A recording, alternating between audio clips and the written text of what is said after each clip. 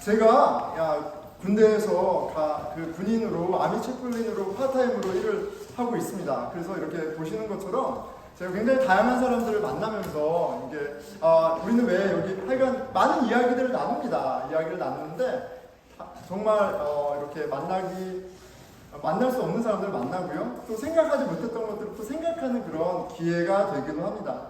그래서 저 만남 중에 한 분하고 이야기했던 것이 벌써 한 달이 지났는데도 계속 마음에 남아서 생각하는 질문이 하나 있어요. 저분이 저를 보고 이제 인사하면서 자기는 이제 부디스트다 이렇게 얘기하시더라고요. 저는 메디테이션을 합니다 이렇게 얘기를 하세요. 우리 메디테이션을 하는데 근데 이렇게 메디테이션을 할 때 너무 평화롭고 막 이런 얘기를 하다가 갑자기 질문을 하나 하세요. 채플린, 행동이 중요한가요? 아니면 마음이 중요한가요? 이렇게 갑자기 질문을 하더라고요. 간단한 질문인데 꽤 심오한 질문이었습니다. 여러분, 마음은 감정, 생각, 의지, 마음은 실제 하지만 보이나요? 안 보이나요? 아예 안 보이죠. 안 보입니다. 자, 그런데 행동은 보이나요? 안 보이나요? 보이잖아요. 그렇죠? 예, 행동은 보입니다. 자, 행동은요, 확실한 임팩트가 있어요. 예, 어떤 영향력이 있습니다. 행동에는 임팩트가 있죠. 마음만으로 아무 일도 일어나지 않는 것 같습니다. 마음은 보이지 않기에 굉장히 막연하지만, 행동은 어때요? 예, certain합니다. 확실합니다. 자, 이게 팩트고요. 자, 행동이 중요한가요? 마음이 중요한가요? 한번 대답해 보겠습니다. 행동이 중요한가요? 마음이 중요한가요? 제가 약간 행동적으로 몰아갔지만, 예, 그래서 더 분명하죠. 뭐냐면 우리 그리스도인에게는 이 질문이 굉장히 심플한 간단한 질문입니다. 답이 정해져 있거든요. 답이 정해져 있습니다. 마음이 가장 중요해요. 우리가 믿는 하나님은 마음의 중심을 보시기 때문입니다. 예수님께서 이런 말씀을 하세요. 마태복음 15장 18절 말씀인데요. 색깔이 있는 부분은 항상 여러분이 읽어주시면 좋겠습니다. 입에서 나오는 것들은 이것이야말로 사람을 더럽게 하느니라 이렇게 얘기하세요. 바리새인들 율법학자들과 예수님이 알고 논쟁했어요. 무엇이 거룩한 것이냐? 무엇이 하나님이 기뻐하시는 것이냐? 율법의 조목들 투두, 나투두 리스트를 이야기하면서 예수님과 예수님의 제자들을 어큐징했어요. 손 닦아야 되는데 왜 안 손 닦아? 왜 안식일날 별을 꺾어? 하면 안 되는 것들, 행동들을 얘기하면서 어큐징했어요. 그런데 예수님이 그것을 기회로 삼아서 이 말씀을 하시는 거예요. 행동보다도 더 중요한 게 있어. 마음이야. 왜냐하면 모든 악행은 다 마음으로부터 나오기 때문이야 라고 그렇게 말씀하세요. 마음에서 나오는 말과 행동이 사람을 아프게 하고 힘들게 합니다. 저희가 힘든 일이 있는 것 같아요. 예, 위로해 주시고. 자, 마음이 행동보다 훨씬 중요해요. 모든 행위는 마음에서부터 시작된다 이렇게 말씀하고 계세요. 우리의 행동은 우리 마음속에 무엇이 있는가를 보여줍니다. 우리 3살짜리 한결이가 있는데 요즘 한결이가 일어나면 막 이렇게 좀 약간 뚱한 표정을 짓지만 가는 동선이 항상 라우트가 동일합니다. 와서 부엌 앞에 서서 천장을 바라보며 특정 천장을 바라보며 딱 얘기해요. 아빠 사탕 주세요. 이렇게 딱 아빠 사탕 주세요. 딱 얘기합니다. 무엇이 한결이로 하여금 움직이고 말하게 하였나요? 네, 사탕이죠. 사탕입니다. 우리 귀여운 조이가 막 무슨 일인지 모르겠어요. 그런데 지금 막 울면서 서럽게 울면서 막 이렇게 예배당으로 왔어요. 마음 가운데 조이에게 무엇이 있었어요? 엄마가 있었던 거잖아요. 예, 엄마가 있어서 엄마를 찾아 이곳까지 올라와 왔습니다. 자, 우리의 행동에는 우리가 의식하던 의식하지 않던 이유가 있어요. 우리가 어디를 가는 것, 말하는 것, 행동에는 다 이유가 있습니다. 마음이 바라보는 곳으로 우리의 발은 향하고요. 우리의 손은 뻗어지고요. 그렇게 행동하게 되어 있습니다. 3살짜리 한결이도 우리 조이도 다 큰 저도 여러분도 그 마음의 동기에 따라 움직이고 말하고 행동하는 거예요. 자, 믿음을 가리켜서 믿음은 보이지 않는 실상이라고 얘기합니다. 있기는 있는데 분명히 있는데 보이지는 않아. 그렇죠? 믿음은 보이지 않잖아요. 그런데 오늘 말씀으로 비춰보면 믿음은 보이는 것이에요. 무엇으로 보나요? 우리 마음으로 보는 것이에요. 우리 마음에 보이는 것이에요. 우리 마음에 보이기 때문에 너무나 실체하기 때문에 그 길을 따라갈 수밖에 없는 거예요. 믿음은 마음의 눈이 보는 실체입니다. 그렇기에 내 마음의 시선이 향하는 곳이 곧 내 신앙의 실체인 거예요. 다윗 왕이 어쩌다가 악인이 되었습니까? 소시오패스, 그런 범죄자가 되었습니까? 말씀에서 살펴본 것처럼 그의 마음의 시선이 문제였어요. 하나님께 가 있어야 할 다윗의 시선이 육신의 정욕, 욕망에 사로잡혀 있었습니다. 사무엘상, 사무엘하를 같이 읽으면서 우리가 참 성경은 정말 어떤 사람, 영웅에 관한 이야기가 아니구나라는 것을 거듭 확인하게 돼요. 왜요? 다윗의 악행을 고발하고요. 그리고 다윗 왕의 자녀들의 악행을 다 드러냅니다. 자, 그리고 그 악행들의 뿌리가 언제나 그들 마음의 시선이었다는 것을 거듭 확인해주고 있어요. 마음의 시선, 내 마음이 어디를 바라보고 있느냐 너무 중요합니다.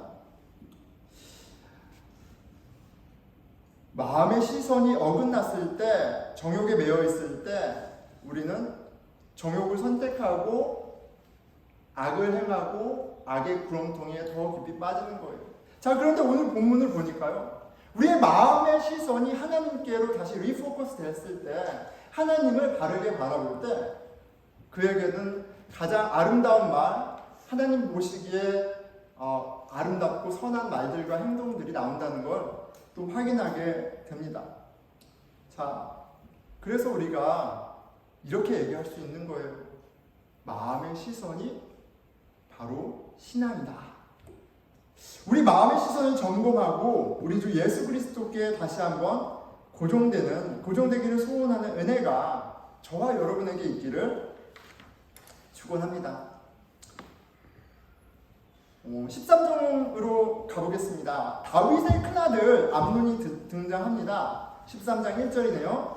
다윗의 아들 압살롬에게 아름다운 누이가 있으니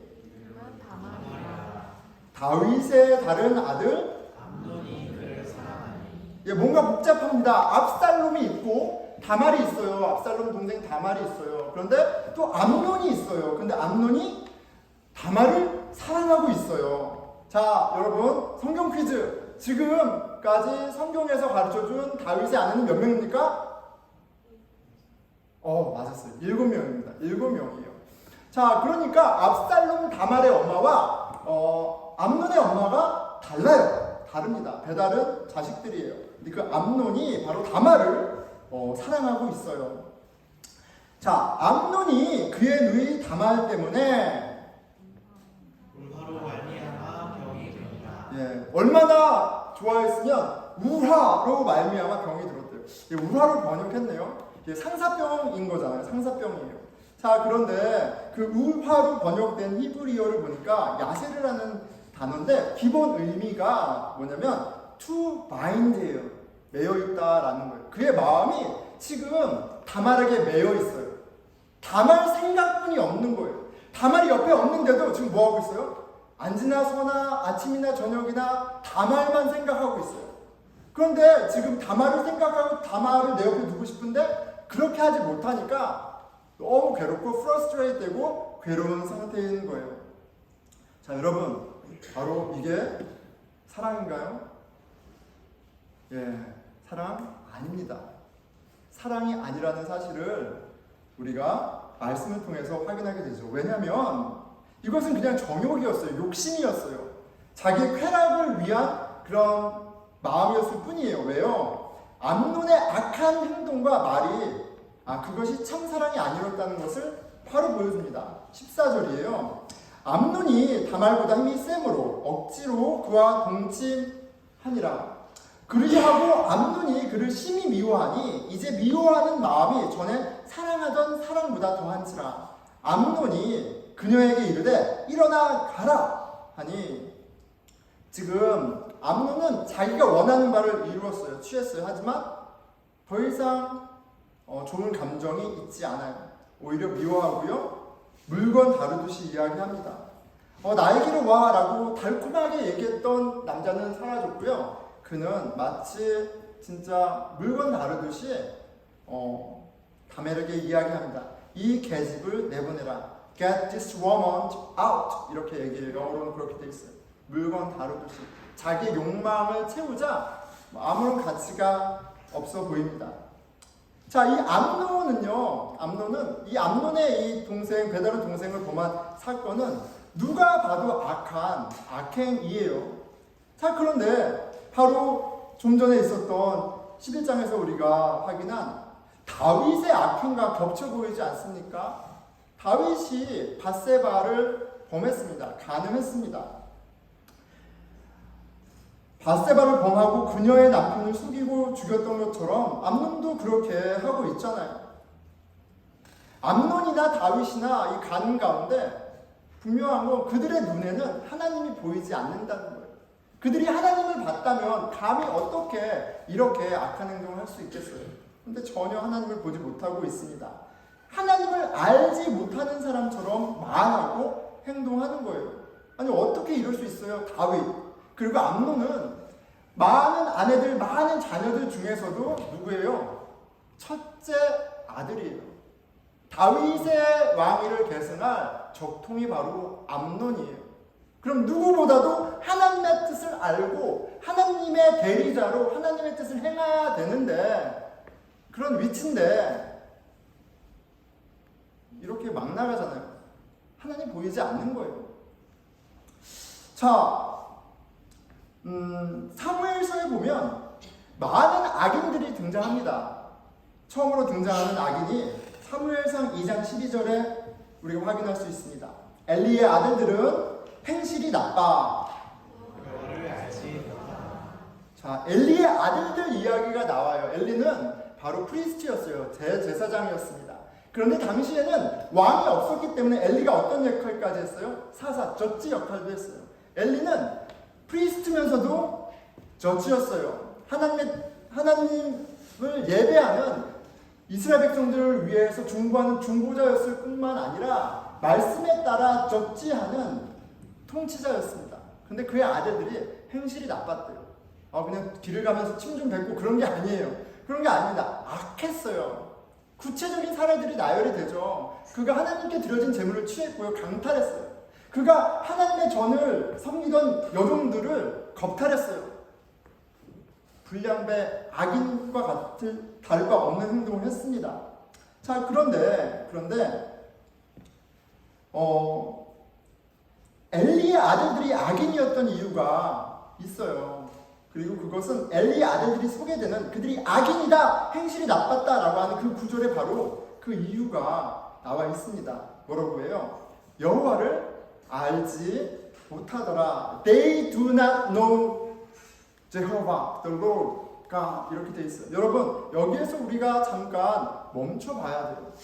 아니, 어떻게 엘리의 아들들이 하나님을 알지 못하냐는 말이에요. 엘리가 제사장이고 젖지면 당시 엘리의 아들들은 직업이 뭐예요? 제사장인 거예요. 넥스트 젖진 거예요. 하나님의 뜻을 달달달달 외우는 것으로 멈추는 것만이 아니라 주신 권세로 그것을 이 땅 가운데 시행하는 그런 역할을 할 사람들이 바로 엘리의 아들들이에요. 자, 그런데 어떻게 성경은 이들이 여호와를 알지 못했다라고 분명하게 얘기하고 있습니까? 안다는 게 도대체 뭐예요? 하나님을 안다는 게 도대체 뭡니까? 분명한 것은 하나님을 안다는 것은 내가 교회를 얼마나 오래 다녔다는 거하고 내가 성경을 성경 말씀을 얼마나 많이 알고 있느냐 없느냐 하고 내가 교회의 전통에 얼마나 익숙하냐 하고 내가 얼마나 찬양을 아름답게 하냐 못하냐 하는 거하고 상관이 없습니다. 하나님을 아느냐 모르느냐는 그의 마음의 시선이 하나님께 가 있느냐 없느냐의 차이예요.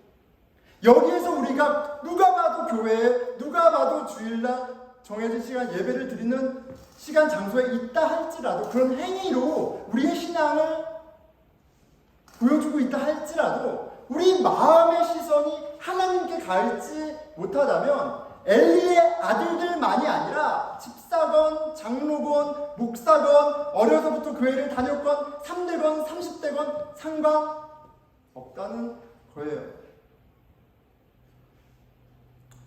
우리의 행위가 우리의 신앙을 보증하지 않습니다. 어떻게 저렇게 신실한데 목사님이 어떻게 저렇게 나쁜 행동을 저렇게 할 수 있어? 할 수 있습니다. 신앙이 없어요. 그의 마음이 하나님을 바라보고 있지 않아요. 악한 대로 심판을 받는 게 맞습니다. 익스큐즈 줄 게 하나도 없는 거예요. 마음의 시선이 곧 신앙이고요. 그 마음의 시선이 하나님께 닿아 있을 때 우리는 하나님이 기뻐하시는 말과 행동을 할 수밖에 없습니다. 그렇기 때문에 이렇게까지 얘기할 수 있는 거예요. 여러분 가운데 악한 말과 악한 행동을 한다면 그 사람이 아무리 목사건 장로건 무엇을 할지라도 신앙이 없을 수 있어요. 익스큐즈가 되지 않습니다. 아니 신앙이 없는 겁니다. 암논은 다윗의 아들이었지만 악당이었어요. 여호와를 알지 못했습니다.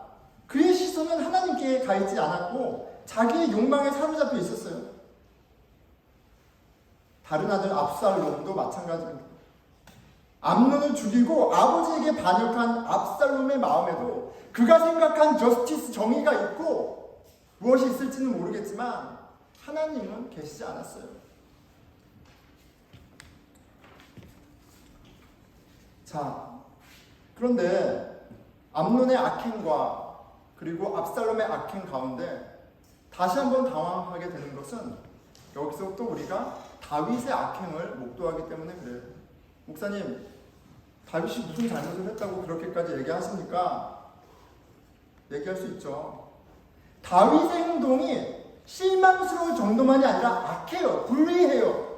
자신들의 악행을 보고도 아무런 행동을 하지 않는 것 자체가 악행이에요. 패시브한 범죄인 거예요. 하나님이 심판자로 하나님의 뜻을 이루는 자로 어서리티를 주셨는데 그 책임을 하지 않는 것은 패시브하지만 여전히 악에 동참하는 거예요. 악을 프로브하는 거예요.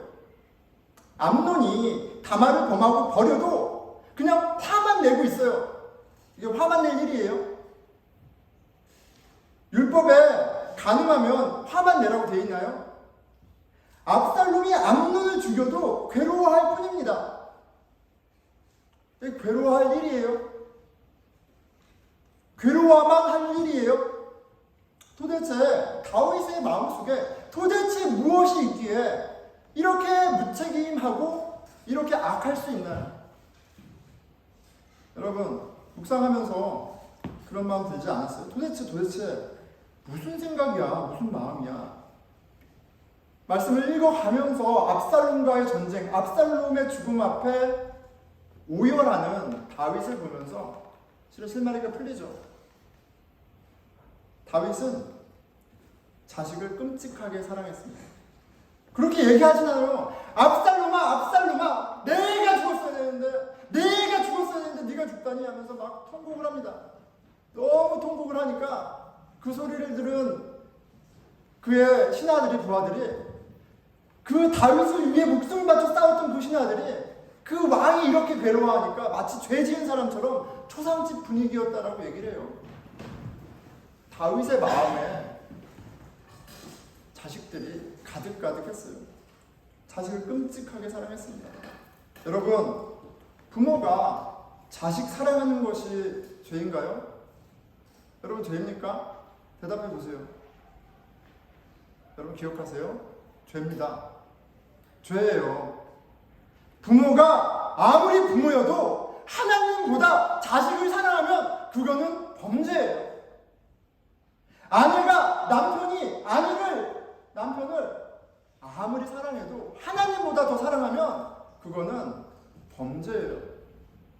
여러분, 하나님보다 자식을 더 사랑하면 죄입니다. 그리고 그 죄에는 대가가 있어요. 하나님보다 자식을 더 사랑해서 그래서 암논이, 다말이, 압살롬이 잘 됐습니까? 그렇지 않아요. 자식을 망치는 길이에요. 그리고 스스로도 고통 속으로 걸어가는 바보 같은 선택을 한 겁니다. 우리아에게, 밧세바에게 그러면 안 됐죠. 하지만 그에게 많은 순간 하나님 앞에 결정해야 할 것을 결정해야 하는 순간들이 있었어요. 하지만 자식 사랑이 그걸 다 막았습니다. 그래서 자식을 지켜준 게 아니에요. 자식들이 서로 죽이고 서로 원한을 맺고 그 자식이 나를 죽이려고 덤벼들고 왕이었기에 나라가 쑥대밭이 됩니다. 자식을 정말 사랑하는 건 자식을 지켜주고 다 서포트하는 것 그 이상의 것이에요. 번듯한 직업을 공부 잘 시켜서 먹고 살 수 있는 직업을 해주는 것, 집을 마련해주고 살 수 있는 상황을 마련해주는 것, 그걸로 안 되는 거예요. 봐요. 다윗의 아들들이 다 악인들이잖아요. 오늘 본문 배경 속 다윗은 자신의 죄악으로 심판받고 있습니다. 망했고요. 수치를 당하고 있어요.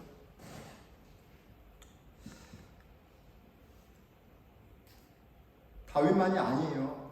엘리 제사장 그도 자식들의 행악을 보고 그냥 아파만 했습니다. 그래서 자식들이 잘 된 게 아니에요. 전쟁터에서 다 죽고 집안이 쫄딱 망합니다. 사무엘조차도 사무엘 아들들이 뇌물을 받고 행악을 저질렀어요. 엘리, 사무엘, 다윗이 그렇다면 우리도 안전한 건 아닌 거예요. 범죄에 마땅한 대가로 심판받고 지금 망하고 수치를 당하고 있습니다. 다윗은 환난 가운데 너무나도 놀랍게도 그 고난 가운데 참으로 감사하게도 처음 신앙을 회복합니다. 다시 하나님을 바라보기 시작해요. 여러분, 고난이, 어려움이 내가 핸들할 수 없는 그런 상황이 참 많았으면 좋겠는데, 그런데 신앙에는 너무나 유익한 복이요 기회가 되는 것을 확인합니다. 그의 마음의 시선이 다시 하나님께 고정됩니다. 그리고 그의 마음의 시선이 하나님께 고정이 되자 정말 하나님 앞에 살아가는 사람다운 은혜로운, 의로운, 겸손한, 온전한 사람의 모습이 말과 행동이 나타나는 거예요. 다윗이 압살롬을 피해 도망할 때 제사장 사독과 레위 사람들이 언약궤를 메고 따라 나섭니다. 다윗은 그들과 언약궤를 어떻게 해요? 압살롬에게 돌려보냅니다. 15장 25절이죠. 왕이 사독에게 이르되 보라 하나님의 궤를 성읍으로 도로 메어 가라. 만일 내가 여호와 앞에서 은혜를 입으면 도로 나를 인도하사 내게 그 궤와 그 계신 데를 보이시리라. 지금 자신을 반역한 압살롬에게 나의 왕의 자리를 지금 빼앗은 압살롬을 피해서 도망친 상황이에요. 하나님의 궤는 항상 하나님의 함께 하심을 보여주고요. 하나님이 인정하는 어소리티를 보여줘요. 비록 지금 상황이 불리해서 도망치지만 언약궤가 다윗과 함께 한다는 것은 그에게 정치적으로 큰 자산입니다. 근데 다윗이 그 기회를 선택하지 않아요.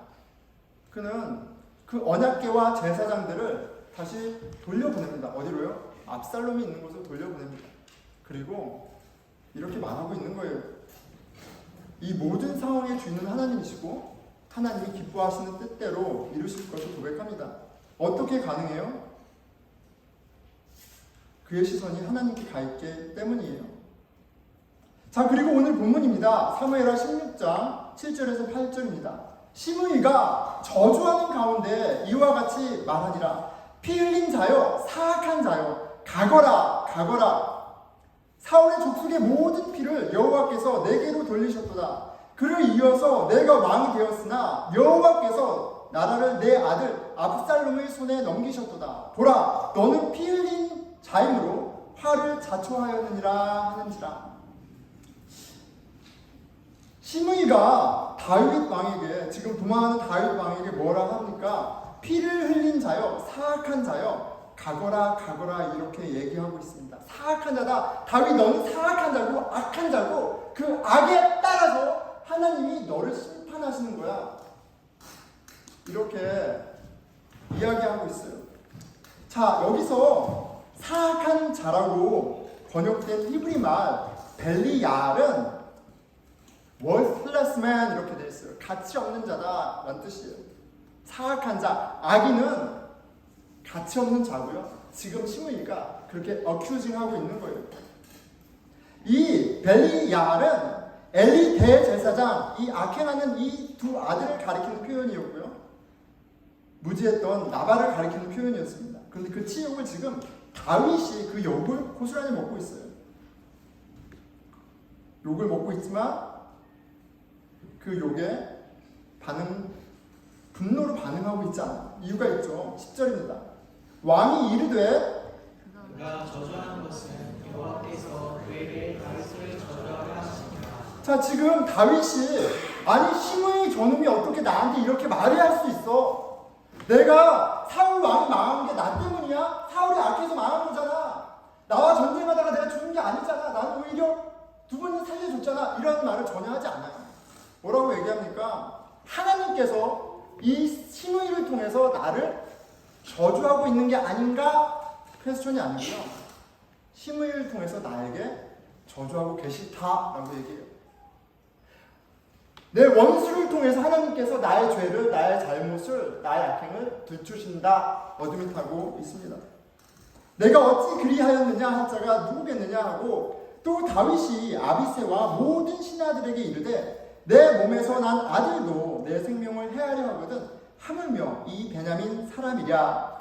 여호와께서 그에게 명령하신 것이니 그가 저주하게 버려두라.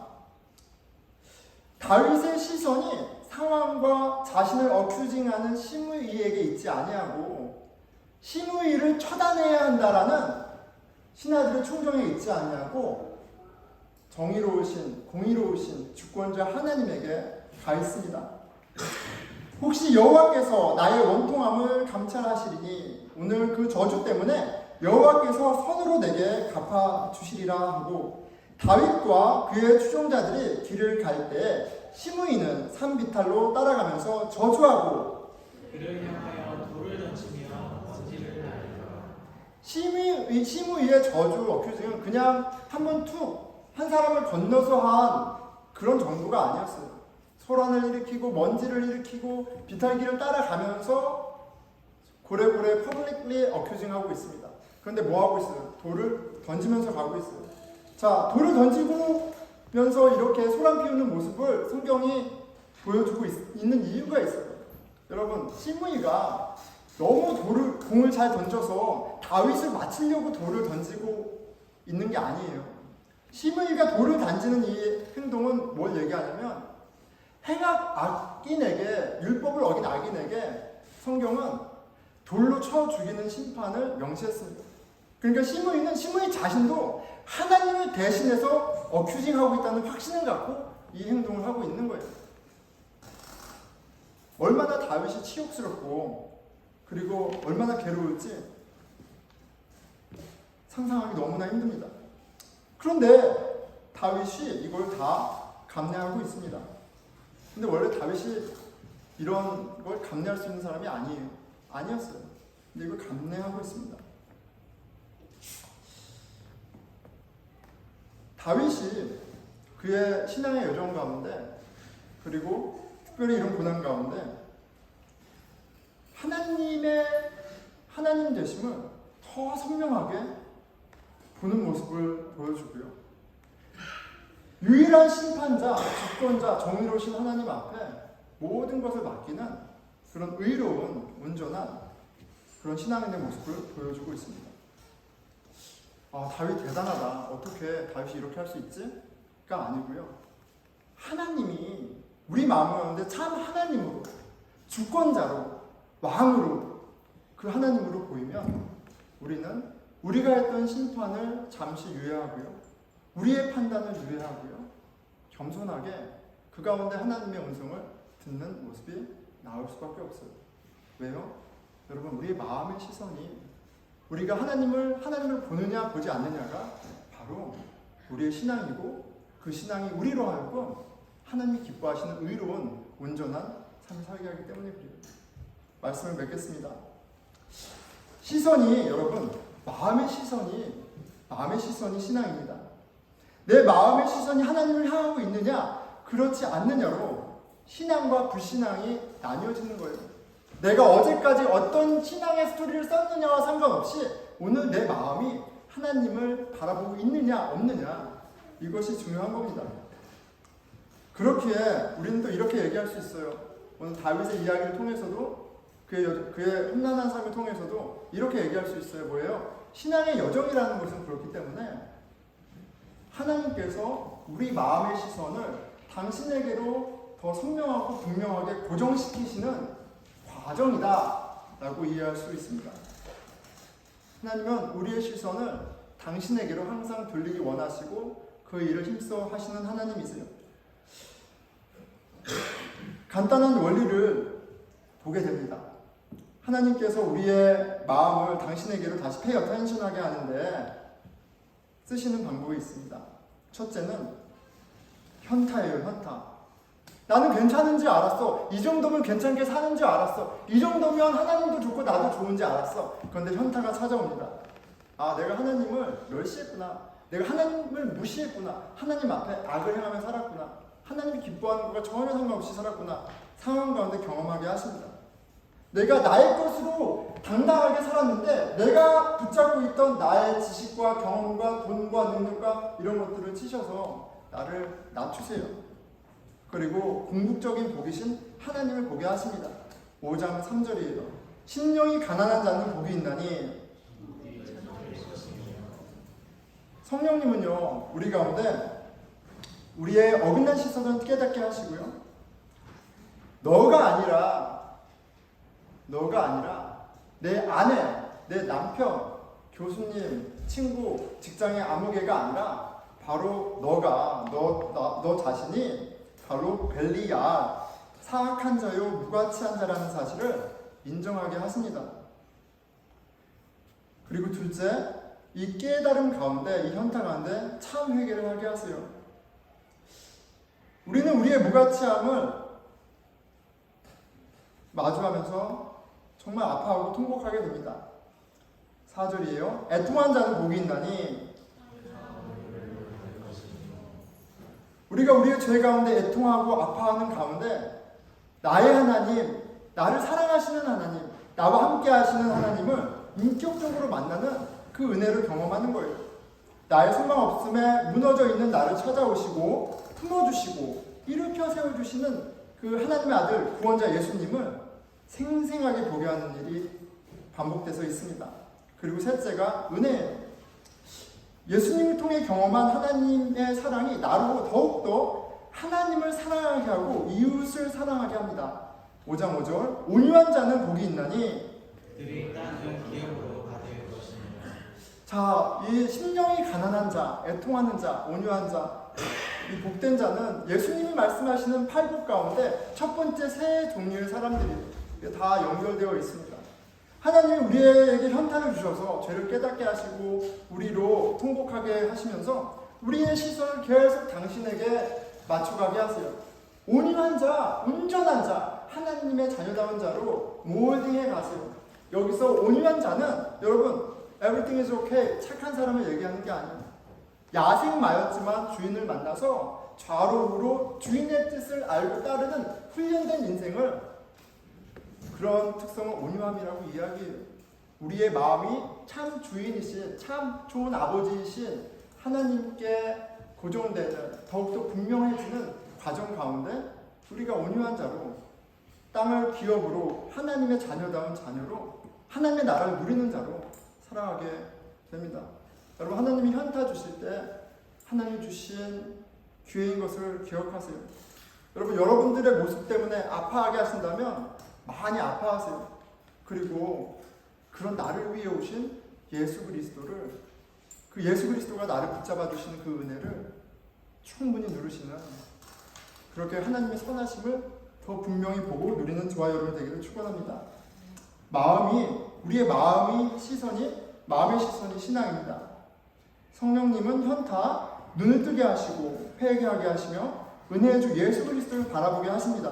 주님이 우리 마음의 시선을 다듬어가고 계세요. 우리로 구원하시는 이 예수 그리스도를 바라보게 하십니다. 우리 믿음의 주여 온전케 하시는 우리 주 예수 그리스도를 바라보며 다윗의 시편 고백이 우리의 고백이 되기를, 더 진실한 고백이 되기를 축원합니다. 나의 영혼이 잠잠히 하나님만 바라며 오직 그만이 나의 반석이요 나의 요새이시니. 예, 기도하겠습니다.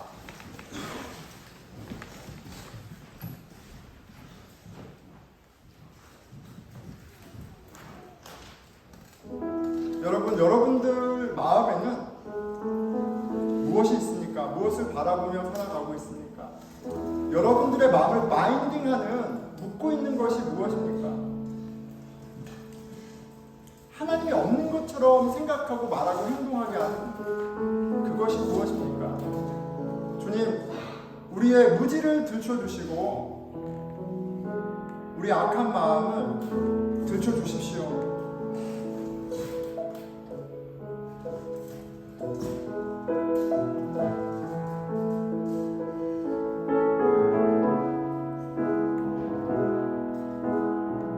병든 자를 위해서, 눈먼 자를 위해서, 악인 죄인을 위해서 오신 우리의 치료자, 우리의 구원자 예수 그리스도를 보기 원합니다. 그 예수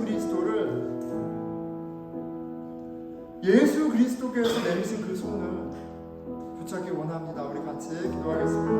네, 하나님 아버지, 저희 무사히 여겨주시옵소서. 주께서 베푸신 은혜가 너무나도 풍성하고 하나님의 살아계심이, 예수 그리스도의 일하심이 너무나도 분명한데 보지 못하고 살아갈 때가 너무나도 많습니다. 아버지 주님, 그것이 악이라는 것을 깨닫게 하여 주십시오.